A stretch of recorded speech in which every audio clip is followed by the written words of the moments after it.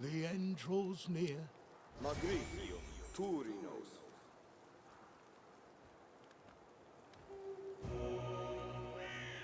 What? Magritium Turinos.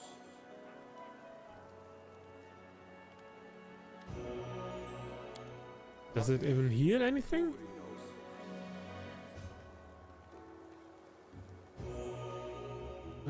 Nope, doesn't look like it. Magritium Turinos.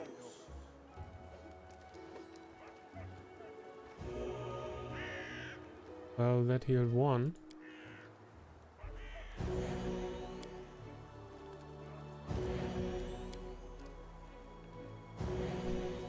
God.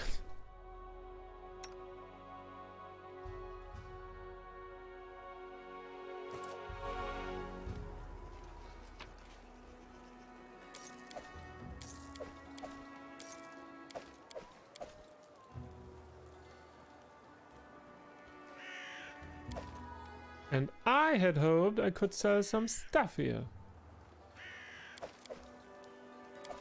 But instead I'm just looting more corpses.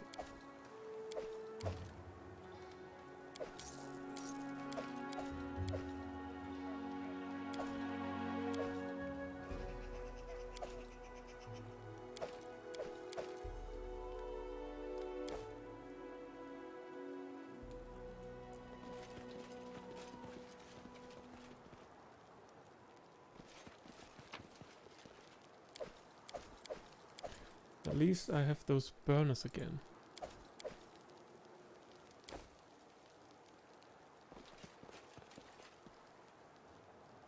Doug the merchant. Okay.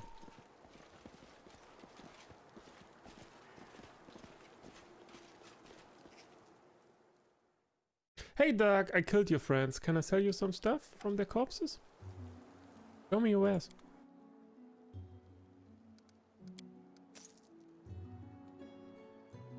We are going to sell a lot of stuff. All those bows. These are just regular daggers +1, right? Yeah, nothing too special about those. The Great Axe +1. All of those just Great Axe +1.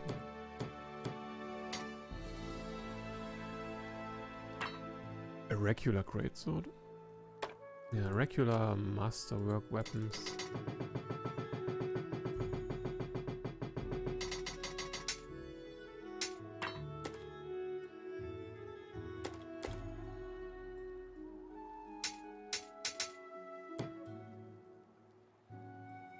Mm-hmm.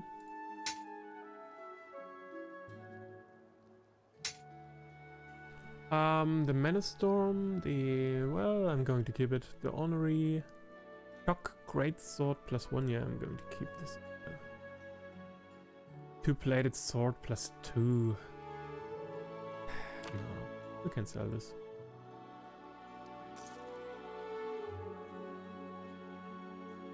Hide armor. Padded armor +3. Breastplate.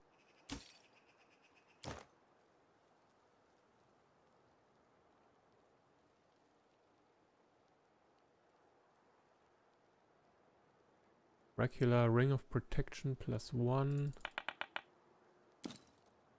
Cloak of Resistance +1.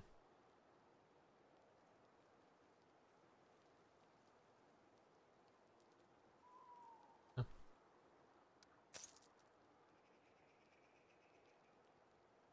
Alright.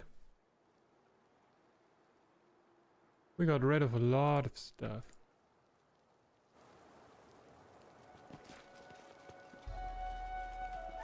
Maybe talk to Dugath again.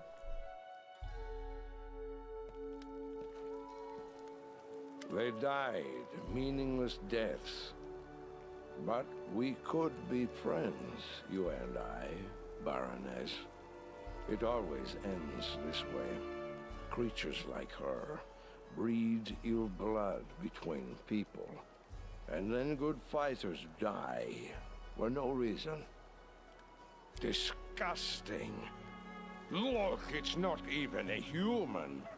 Right, she wasn't human at all. She was Fae. This is who our chieftain was listening to.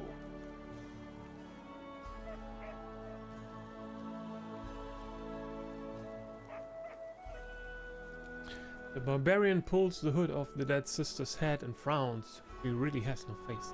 Instead, there is a dark, rough surface that resembles tree bark, with a hole in place of a nose and a crack instead of a... We have nothing more to do here. We'll leave. But let me tell you why we came here in the first place. I've no idea what magic toy those witches were looking for, but I do know where to find it. We spotted the place long ago, but I didn't want to lead my people there. These incense burners from the tombs are the keys to the entrance. The place is called the Valley of the Dead, and for good reason. It's an unholy land, a cursed land. If there's something capable of devouring a whole city around here, that's where you'll want to start looking for it. And now, farewell. Farewell. Should have rested first, god damn it.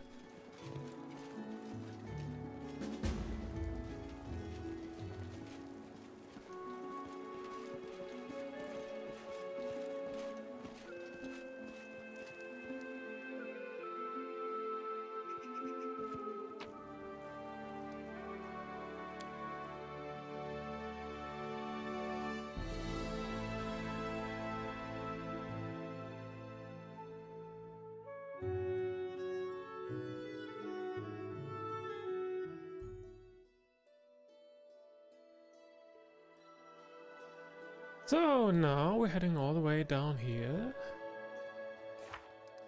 Lost relic. Along the cold trail. So, the Valley of the Dead, a place where even battle-hardened barbarians dare not tread. A place those creepy sisters were looking for. That's where we'll find the answers. For God's sake, why do we always end up in places like that? Why can't we ever find adventures in the chocolate fields or the forest of fuzzy unicorns? The Defaced sisters were unable to find the relic, but much to our surprise, Dugav gave us a clue about where to look next, the Valley of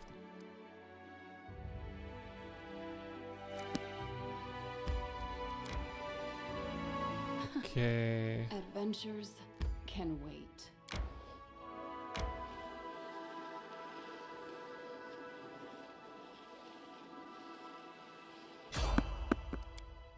Try to avoid. Come on! Come on, man! Running won't help you!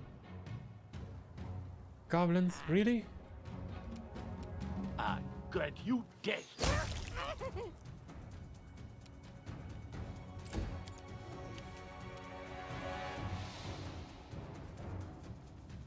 There he is.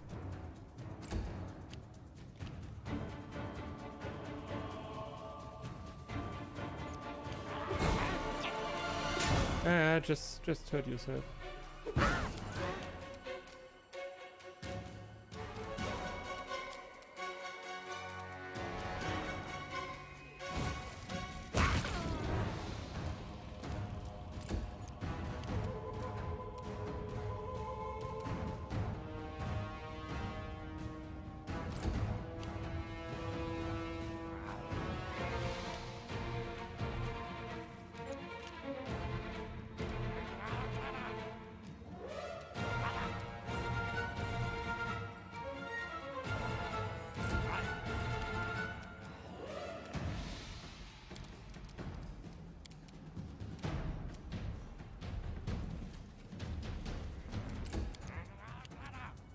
Why can't you charge? Because she's exhausted.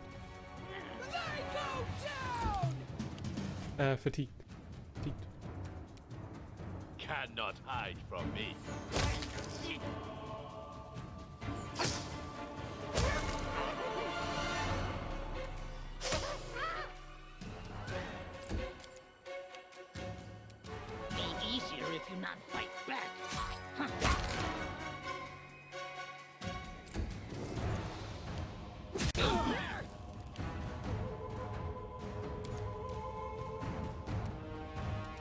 You should have run.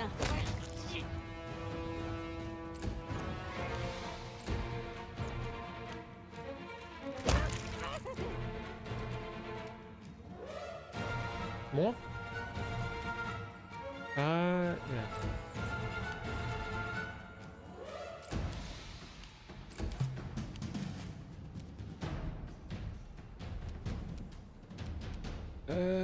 There he is. Nowhere to run.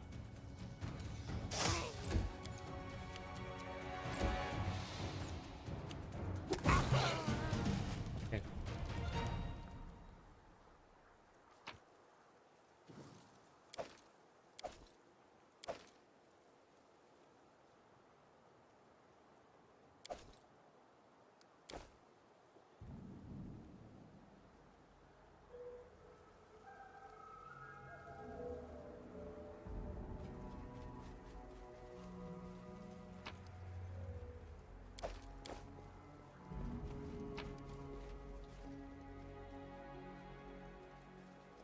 No, wait. Trash, just trash. I do what I must. Okay. Well, we are going to rest anyway.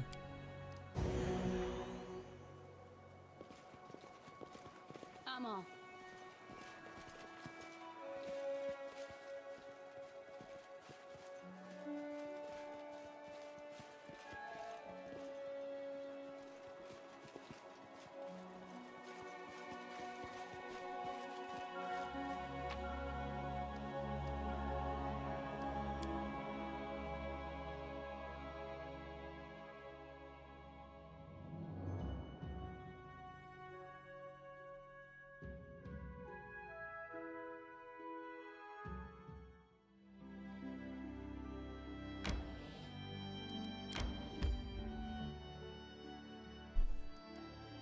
Been resting. The more I travel, the more I'm sure. True nobleness is not inherited. Every other smug dimwit with a Marquess title has worse manners than his horse.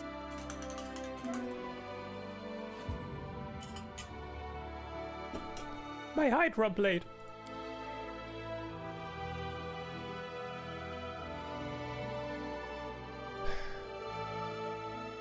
Okay.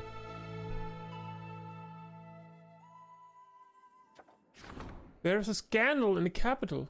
The guard captain brought the instigators to the castle. I'm still running around with ability damage.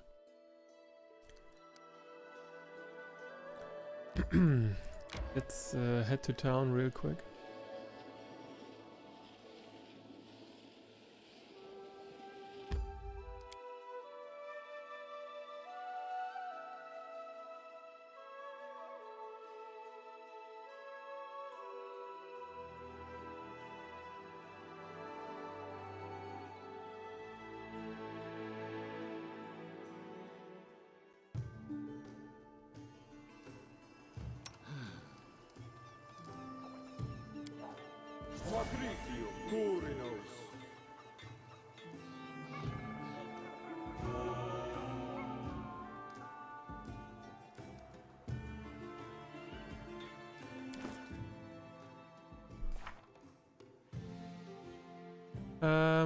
Do we want to...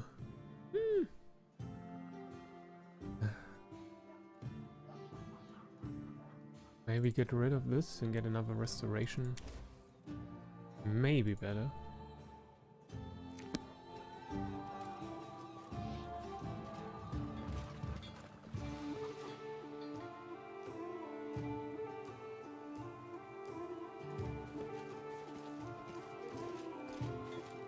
Yeah, let's check it. Let's get moving. This 1 point constitution damage. We can just heal it some other time. Not that important right now.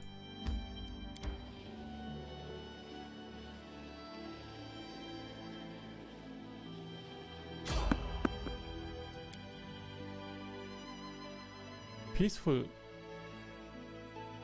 Use peaceful travelers. Oh wait, no, we can approach them. Is it the skeleton salesman again? Yeah, it is. The skeletal salesman. Hi. Show me your wares.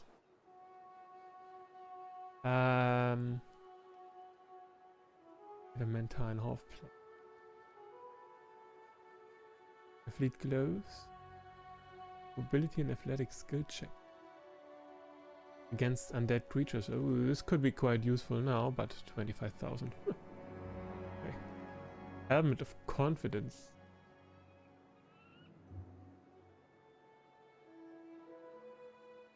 Interesting.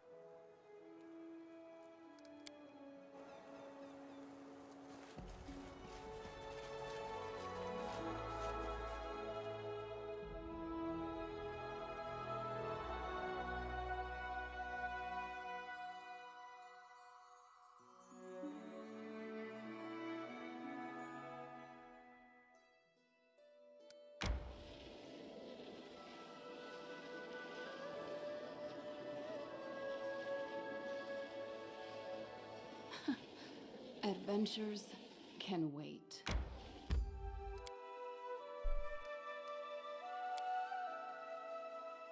I was just thinking maybe better camp outside of the capital if we are thrown into some sort of bigger encounter right now. You never know, you never know.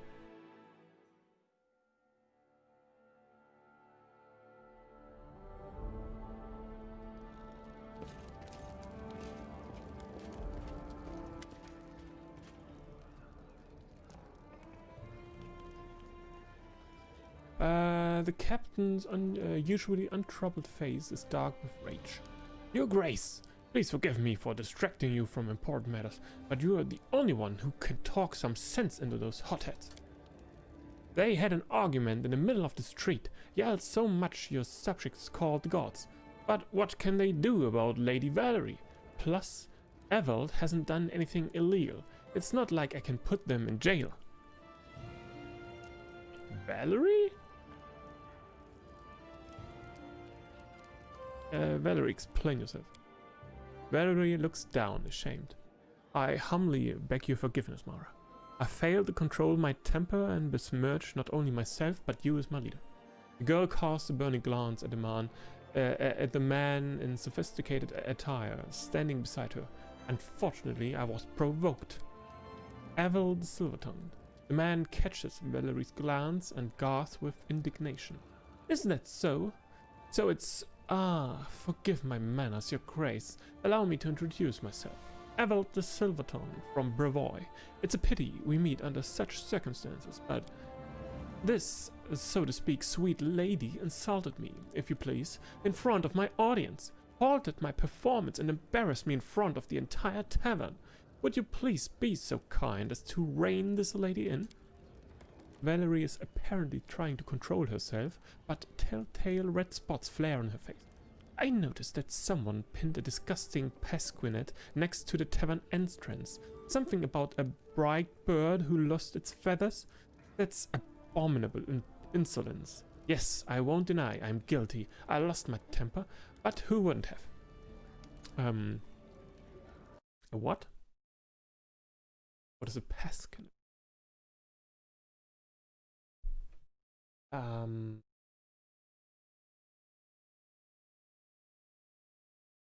Well, thank you about that. I even have to Google the translation. Ah, yeah.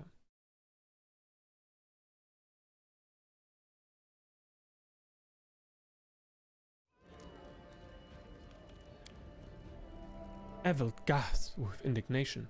Is that so? When I smothered this lady with exquisite compliments, I received only insults and jokes in return.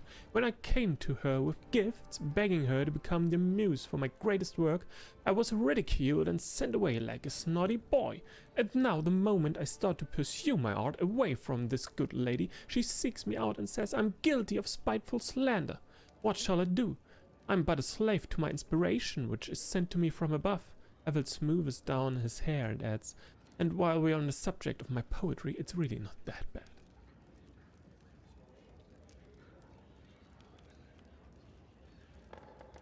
Evald, did you really write a passionate about Valerie?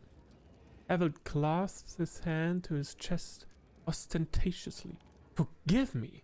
Who would I be if I stooped to such low attacks? I won't deny that the cautionary tale of this lady could inspire me.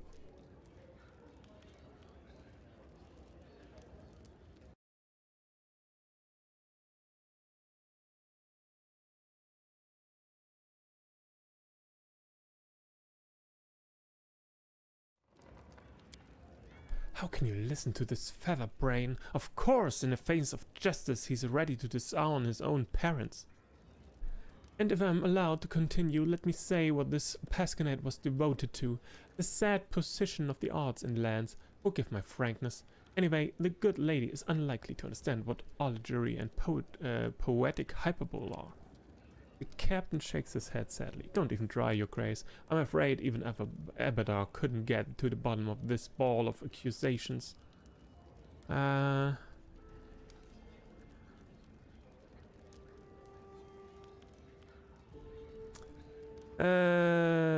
apologized to Valerie immediately.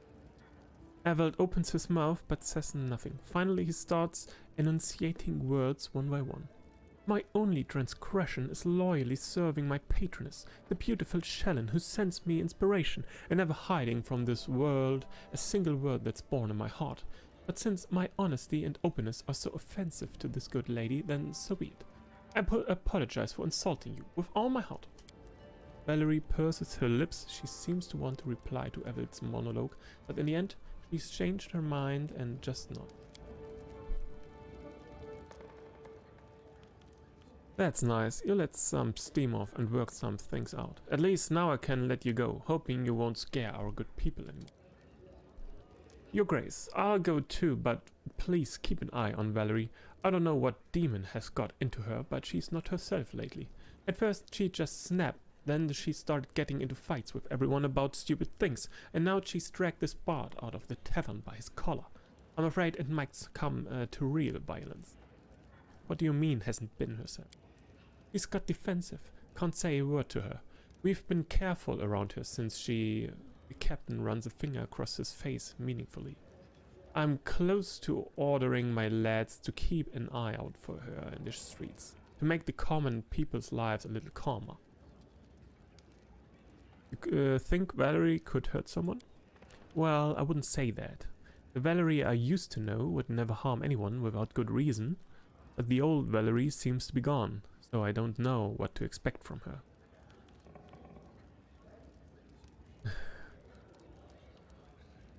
Thank you for bringing this to my attention. I'll try to help her. If I were you, I would talk to the storyteller. One of my lads saw Valerie arguing with. I have no idea how anyone can have a fight with such a harmless elf, but she did. The captain bows in finishing the conversation.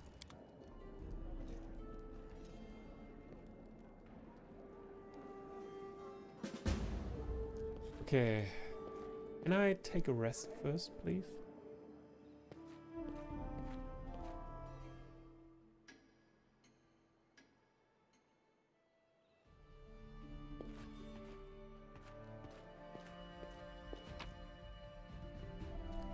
So let's just leave this one behind. We can keep this. And we are going to sell those other weapons.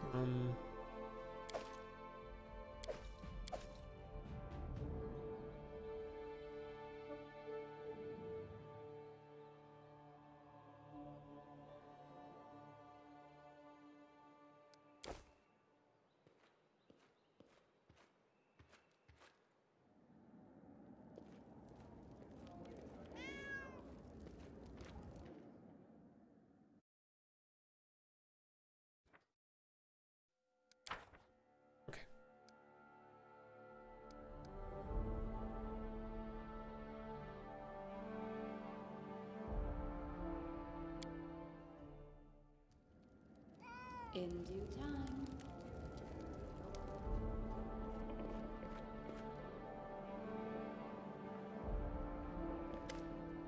The storyteller twitches it. Ah, you craze. Stories are calling for you. Have you come to answer the call? I brought some relics. The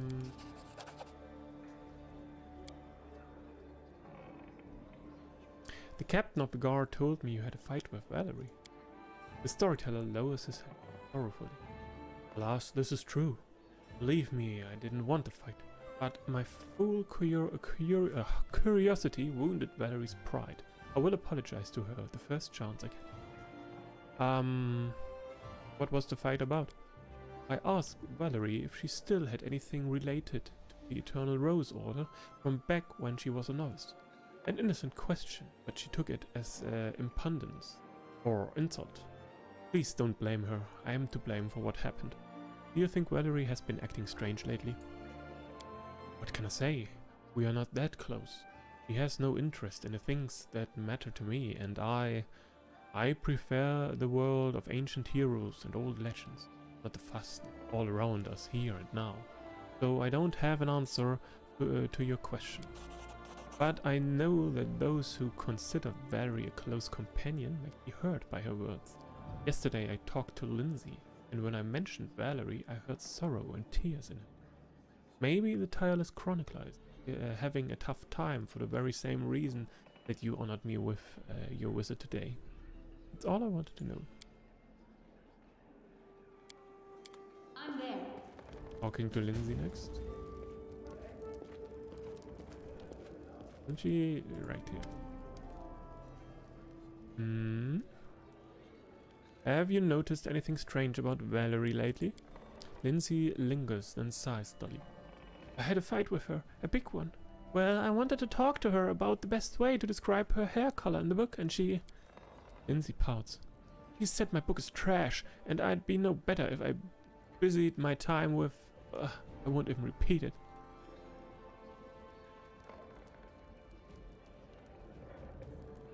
How could she hurt you like that?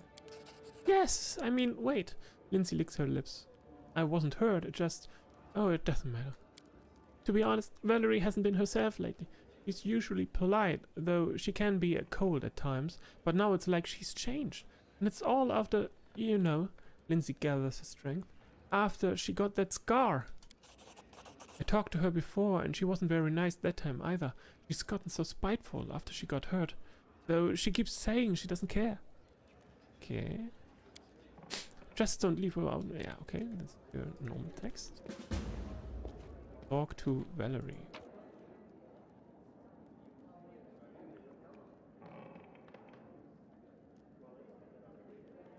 Do I have more fallen warrior pots?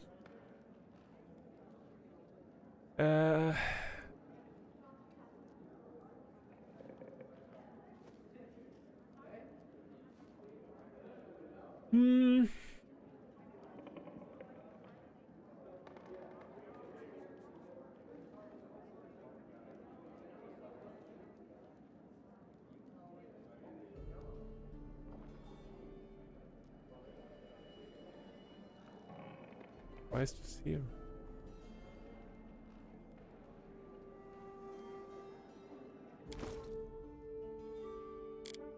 Valerie had this belt lantern.